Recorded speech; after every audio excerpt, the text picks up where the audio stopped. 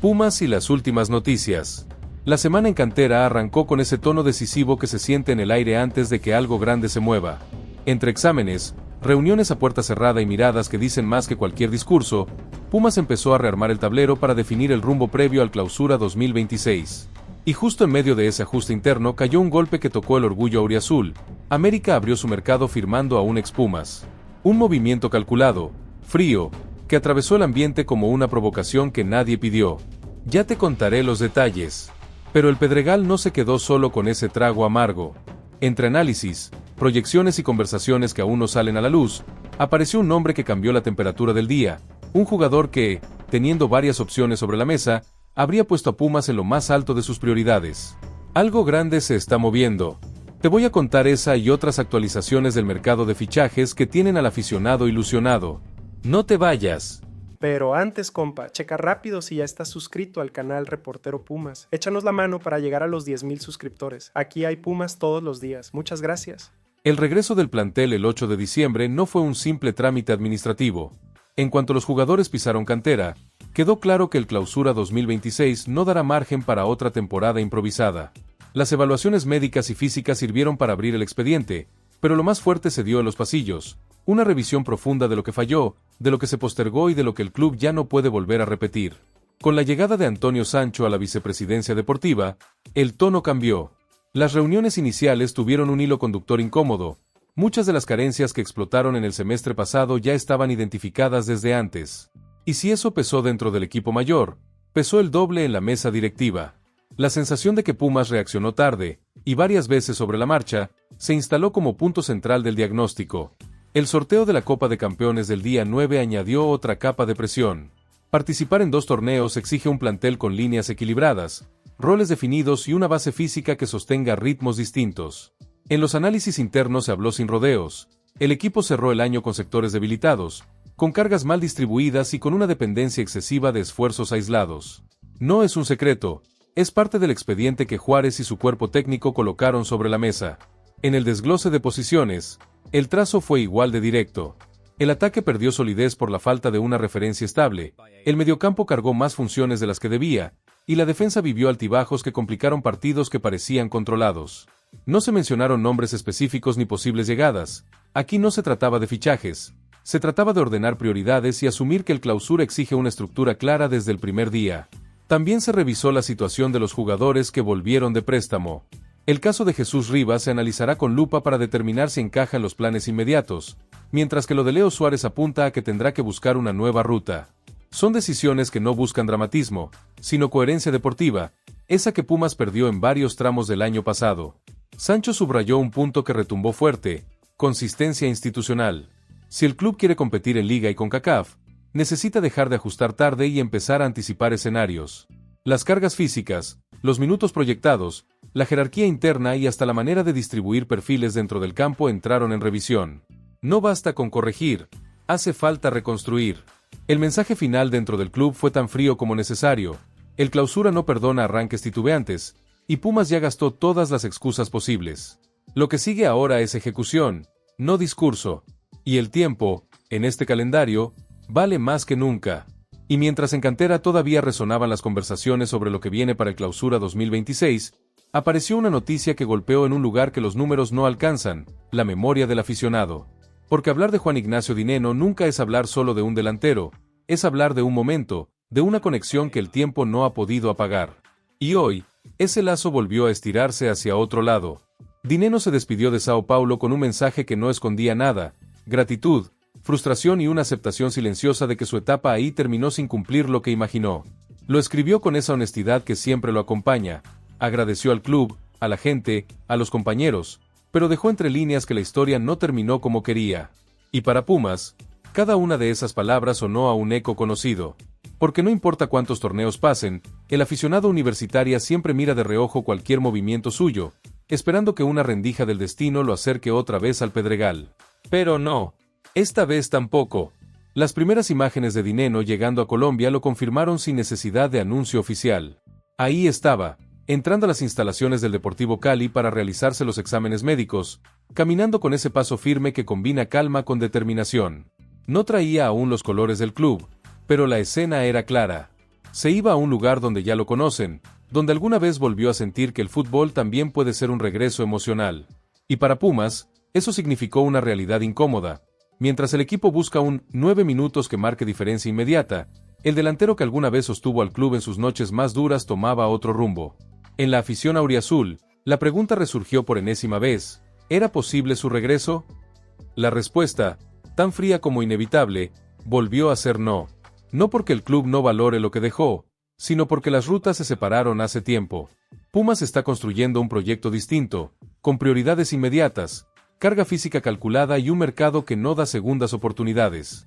Y Dineno, por su parte, eligió un escenario donde puede recuperar minutos, peso y voz dentro del vestidor. La noticia no cayó como sorpresa, pero tampoco pasó desapercibida, porque hay jugadores que no se apagan cuando se van, se vuelven referentes silenciosos que marcan la vara emocional del club, y cada vez que toman otro camino, obligan a mirar hacia adentro y aceptar que algunas piezas de la historia ya no regresarán. Hoy, mientras oficializa su inminente presentación con el Deportivo Cali, en Pumas queda ese sentimiento extraño entre orgullo y vacío. Orgullo por lo que alguna vez fue, vacío por lo que ya no podrá ser. Y en cantera, donde tantos ciclos empiezan y tantos otros se cierran, la conclusión pesa igual que siempre: la nostalgia no mete goles. Y mientras en cantera seguían revisando los escenarios del mercado interno, desde Coapa apareció un movimiento que no pasó desapercibido para nadie. No por el nombre, sino por lo que implica en la lectura estratégica de la Liga MX. América confirmó su primer fichaje rumbo al 2026 y lo hizo con un jugador que, por formación, siempre estará ligado a la UNAM: Miguel Carreón, mediocampista surgido de la cantera auriazul. Un recordatorio silencioso de que el mercado también se juega con símbolos, no solo con contratos. Carreón llega procedente del Atlético San Luis después de un 2025 turbulento para las Águilas. Tras perder el tricampeonato ante Toluca y quedar eliminados en cuartos de la apertura frente a Monterrey, en Coapa entendieron que su ciclo de estabilidad se quebró. Y cuando un equipo que suele comprar soluciones inmediatas decide iniciar su reconstrucción por un mediocampista de perfil mixto y pasado universitario, el mensaje es claro: América ya no busca ruido, busca piezas funcionales para un proyecto que viene tocado. Para Pumas, la noticia obliga a una lectura más profunda que el simple excanterano firma con el acérrimo rival. Carreón aporta recorrido, madurez táctica y un conocimiento natural del ritmo de la liga. Es el tipo de jugador que, sin reflectores, permite ajustar sistemas, equilibrar transiciones y sostener estructuras en partidos largos. Y eso dice mucho del tipo de América que se está intentando construir: menos espectacular, más pragmático. Internamente, en cantera, este tipo de movimiento siempre activa una reflexión. No porque Carreón fuera opción real para volver, su ruta profesional tomó otro rumbo hace tiempo, sino porque el mercado mexicano está generando un patrón. Los equipos que compiten arriba están incorporando jugadores formados en ambientes universitarios, disciplinados y tácticamente educados. Mientras tanto, Pumas continúa dependiendo de golpes certeros en lugar de profundidad estructural. La imagen filtrada del jugador firmando contrato, difundida por el periodista Yeudiel Pacheco, cerró cualquier especulación. El movimiento está hecho y América avanzó en su plan 2026 antes que muchos.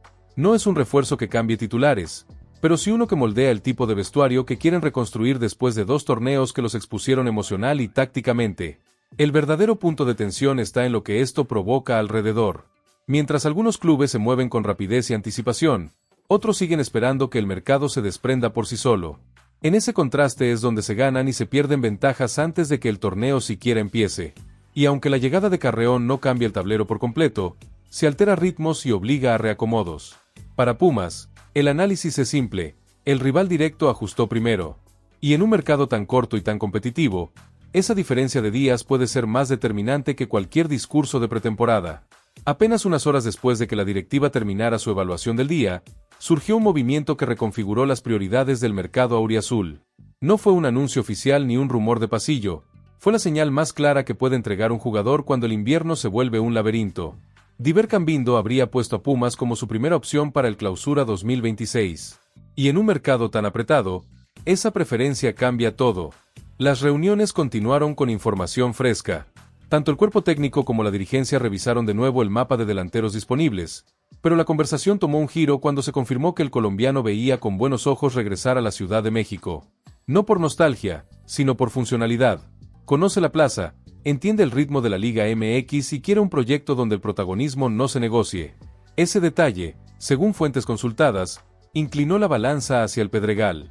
No obstante, el optimismo no elimina los obstáculos. Necaxa colocó un precio robusto después de un año en el que Cambindo se consolidó como uno de los atacantes más productivos del país.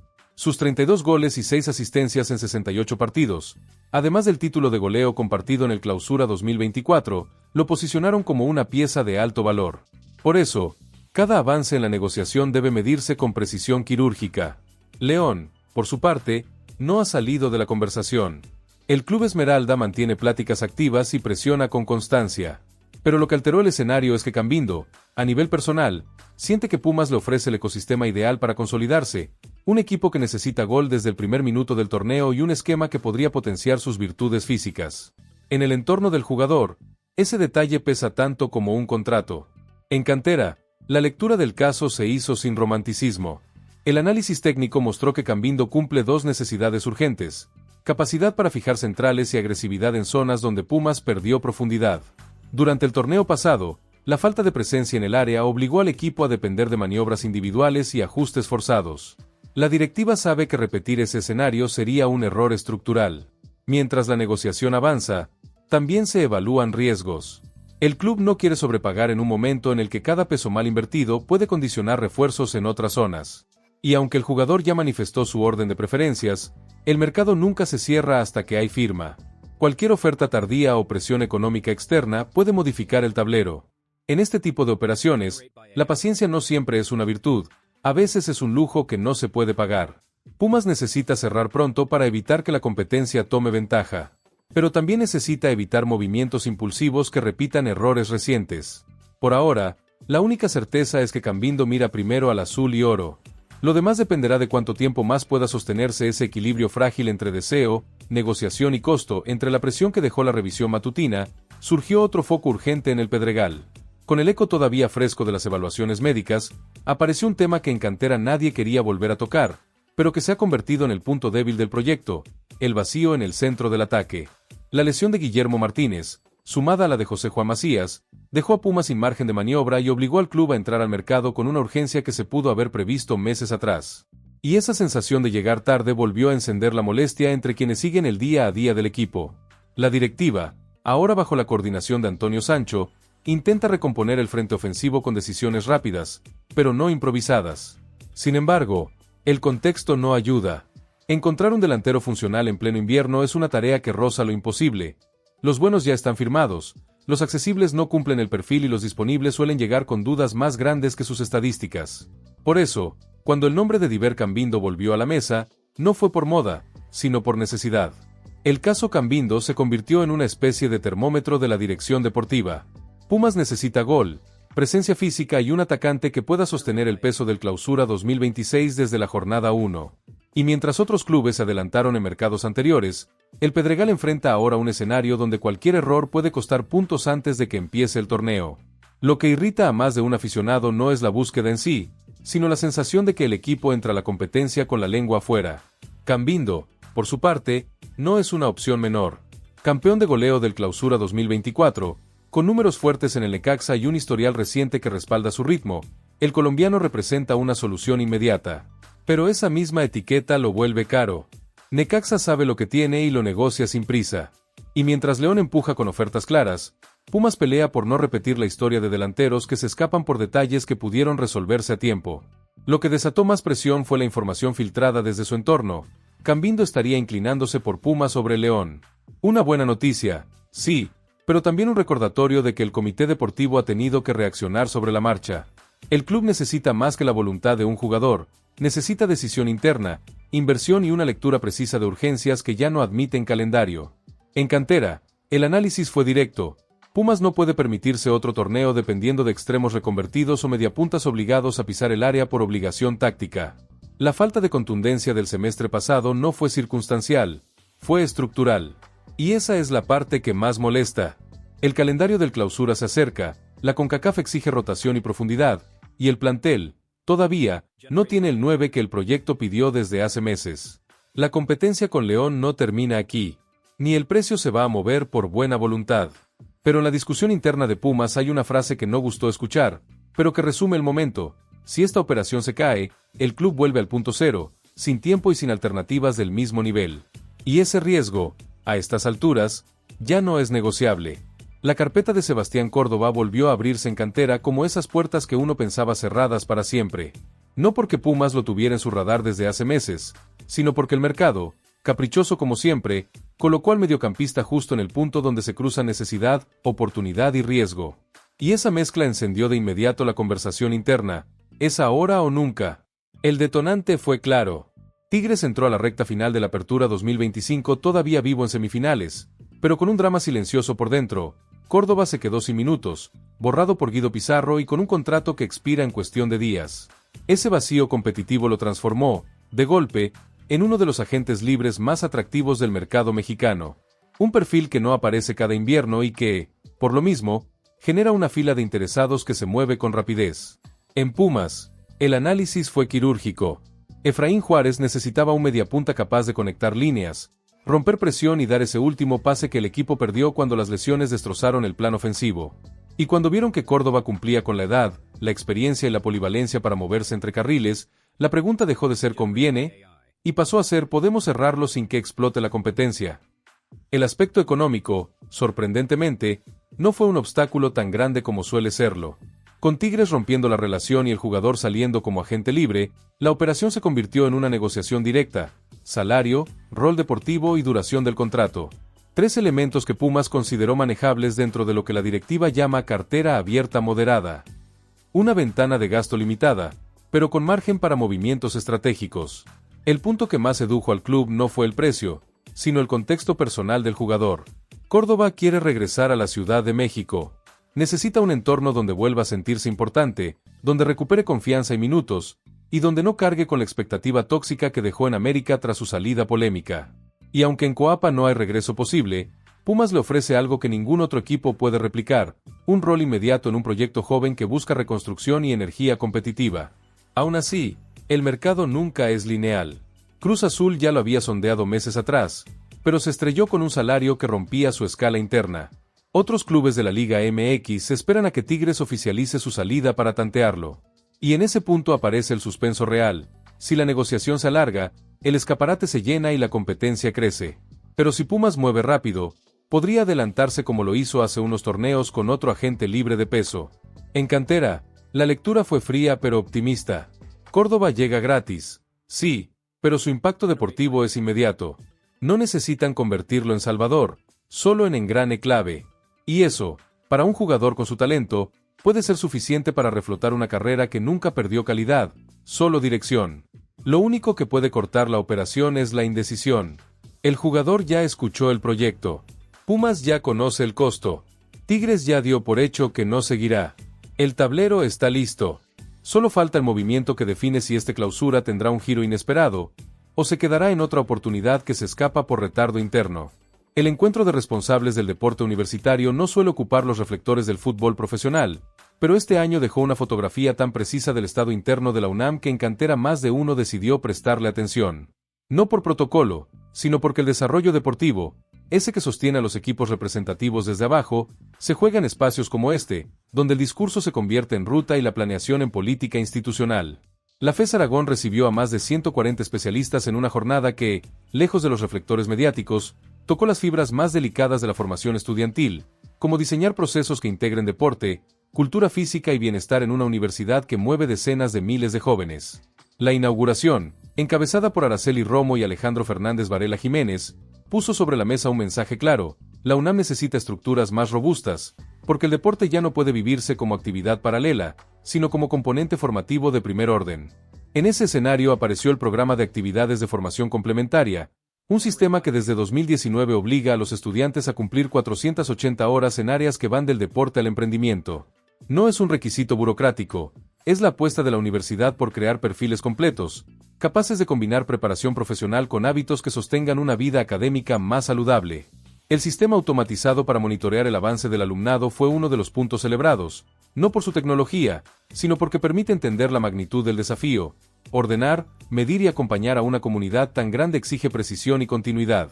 La intervención de Gustavo Adolfo Olaiz Fernández dio un giro más técnico. Los 7 ejes del modelo de bienestar universitario: salud, prevención, participación comunitaria, investigación epidemiológica gestión institucional, ambientes seguros y actividad física, funcionan como un mapa que revela cuánto falta y cuánto se ha avanzado. El examen médico activo, EMA, fue descrito como herramienta clave no solo para diagnosticar riesgos, sino para anticiparse a ellos. Y esa lógica preventiva resonó con la realidad del deporte representativo. Sin detección temprana, la estructura se desgasta, y los atletas también. Pero el momento más simbólico llegó cuando las voces del deporte universitario tomaron el escenario. Lucero Mendoza Calisto, psicóloga, canoísta y premio universitario en 2020, desgranó la situación actual de su disciplina con una claridad que pocas veces se escucha en foros formales. No habló de medallas ni de metas abstractas, habló de procesos, cargas, acompañamiento y la urgencia de profesionalizar el entorno sin perder la esencia formativa. La reflexión sobre género a cargo de Georgina Romero Gaeta añadió una capa distinta, el deporte como virtud transformadora. No en el sentido romántico, más sin no compromiso ético. Para investigadora, formar atletas não é apenas treinar corpos, e criar condições para que os jovens tomem decisões com autonomia, senso crítico e responsabilidade. A universidade, lembrou ela, possui planos, códigos de conduta e protocolos. Cumpri-los não é formalidade, é a única forma de preservar integridade e coherencia institucional. Este encontró, aunque distante del ruido del fútbol profesional, dejó un mensaje que en Pumas nadie pasó por alto. La cantera se sustenta en estos procesos. Los jugadores que mañana vestirán azul y oro nacen en un ecosistema donde el deporte es parte de la formación y no un privilegio aislado. Y si la UNAM fortalece ese ecosistema, el beneficio no es solo académico, repercute en cada categoría, cada equipo y cada atleta que se forma bajo el escudo universitario. No fue un evento decorativo. Fue un recordatorio de que el futuro deportivo de la institución también se define en aulas, auditorios y mesas de trabajo. Y ese tipo de decisiones pesa más de lo que parece. El título Sub-21 no llegó por casualidad, ni por alineaciones del destino, ni por una racha afortunada. Llegó porque esta generación decidió escribir un capítulo que parecía reservado para otros y lo firmó con una mezcla de coraje, disciplina y una identidad que el club llevaba tiempo esperando ver reflejada. El TSM Corona, un estadio que suele tragarse a quien duda, fue testigo de un Pumas que no tembló ni cuando el ambiente se cerró encima, ni cuando Santos buscó remontar como si la final fuera una cuestión personal. El empate 1-1 de la vuelta selló un global 4-3 que ya forma parte de la memoria formativa del club. Pero más allá del marcador, hubo un detalle que cambió el pulso de la noche, la serenidad. Esa calma que solo aparece en equipos que saben exactamente por qué están ahí. Los chicos dirigidos por Gerson Pérez entraron con la ventaja que habían labrado en la ida, aquella remontada de 0-2 a 3-2 que todavía se comenta en cantera, pero lejos de administrarla, la usaron como impulso emocional. Era el tipo de final donde un error te mata y una decisión valiente te convierte en campeón. La jugada que rompió el guión se escribió al minuto 84. José Daniel González, con un temple que no suele aparecer en edades tempranas, terminó un contragolpe que parecía encerrar toda la esencia de Pumas: recuperar, correr, creer y definir. Ese gol no solo alargó el marcador global, abrió una grieta en la resistencia de Santos. Y aunque Ángel Ibarra descontó en el 90+5, ya no había espacio para otra tragedia deportiva. La final terminó con expulsiones, nervios y esa mezcla de tensión y alivio que solo aparece cuando un sueño se convierte en algo concreto. Pero si el título tiene un valor simbólico extra es por el camino recorrido. Pumas entró a la liguilla por la última ventana y, desde ahí, eliminó a los 3 mejores equipos del torneo. Pachuca cayó en Hidalgo, Tigre se desmoronó en Suazua pese a llegar como líder y Santos, el cuadro más constante del semestre, no pudo cerrar la historia en casa. No fueron victorias aisladas, fueron confirmaciones consecutivas de un proyecto que llevaba años buscando coherencia competitiva. Lo que sucedió en Torreón no solo levantó un trofeo, confirmó una ruta. La Sub-21 se volvió la antesala emocional y deportiva de lo que el club quiere reconstruir arriba. La directiva, encabezada por el presidente Luis Raúl González Pérez, vio en esa noche la prueba de que la cantera no solo produce jugadores, produce carácter. Y si algo le faltó al primer equipo en los últimos torneos fue exactamente eso. Este campeonato no es un adorno formativo, es un mensaje. Y Pumas, por fin, volvió a sonar como un club que forja campeones. El regreso del plantel el 8 de diciembre no fue un simple trámite administrativo. En cuanto los jugadores pisaron cantera, quedó claro que el Clausura 2026 no dará margen para otra temporada improvisada. Las evaluaciones médicas y físicas sirvieron para abrir el expediente, pero lo más fuerte se dio en los pasillos, una revisión profunda de lo que falló, de lo que se postergó y de lo que el club ya no puede volver a repetir. Con la llegada de Antonio Sancho a la vicepresidencia deportiva, el tono cambió. Las reuniones iniciales tuvieron un hilo conductor incómodo. Muchas de las carencias que explotaron en el semestre pasado ya estaban identificadas desde antes. Y si eso pesó dentro del equipo mayor, pesó el doble en la mesa directiva. La sensación de que Pumas reaccionó tarde, y varias veces sobre la marcha, se instaló como punto central del diagnóstico. El sorteo de la Copa de Campeones del día 9 añadió otra capa de presión. Participar en 2 torneos exige un plantel con líneas equilibradas, roles definidos y una base física que sostenga ritmos distintos. En los análisis internos se habló sin rodeos. El equipo cerró el año con sectores debilitados, con cargas mal distribuidas y con una dependencia excesiva de esfuerzos aislados. No es un secreto, es parte del expediente que Juárez y su cuerpo técnico colocaron sobre la mesa. En el desglose de posiciones, el trazo fue igual de directo. El ataque perdió solidez por la falta de una referencia estable, el mediocampo cargó más funciones de las que debía, y la defensa vivió altibajos que complicaron partidos que parecían controlados. No se mencionaron nombres específicos ni posibles llegadas. Aquí no se trataba de fichajes. Se trataba de ordenar prioridades y asumir que el clausura exige una estructura clara desde el primer día. También se revisó la situación de los jugadores que volvieron de préstamo. El caso de Jesús Rivas se analizará con lupa para determinar si encaja en los planes inmediatos, mientras que lo de Leo Suárez apunta a que tendrá que buscar una nueva ruta. Son decisiones que no buscan dramatismo, sino coherencia deportiva, esa que Pumas perdió en varios tramos del año pasado.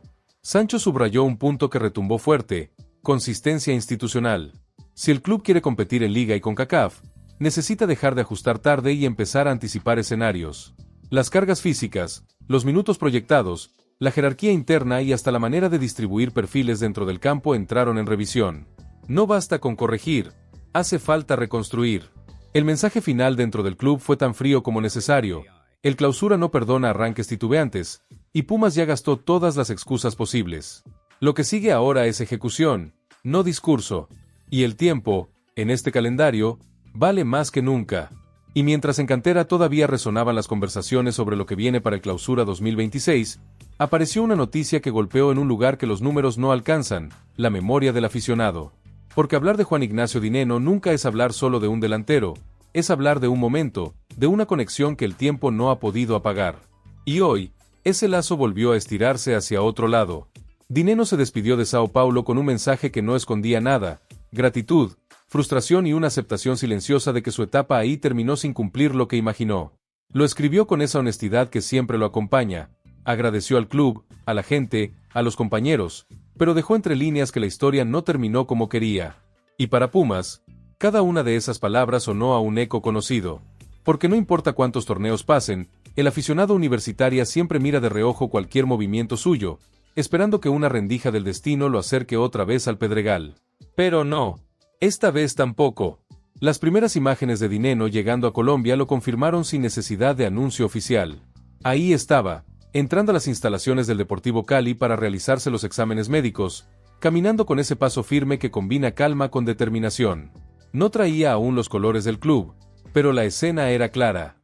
Se iba a un lugar donde ya lo conocen, donde alguna vez volvió a sentir que el fútbol también puede ser un regreso emocional. Y para Pumas, eso significó una realidad incómoda.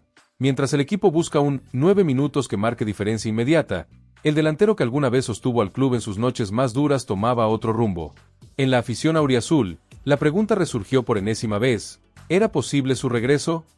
La respuesta, tan fría como inevitable, volvió a ser no.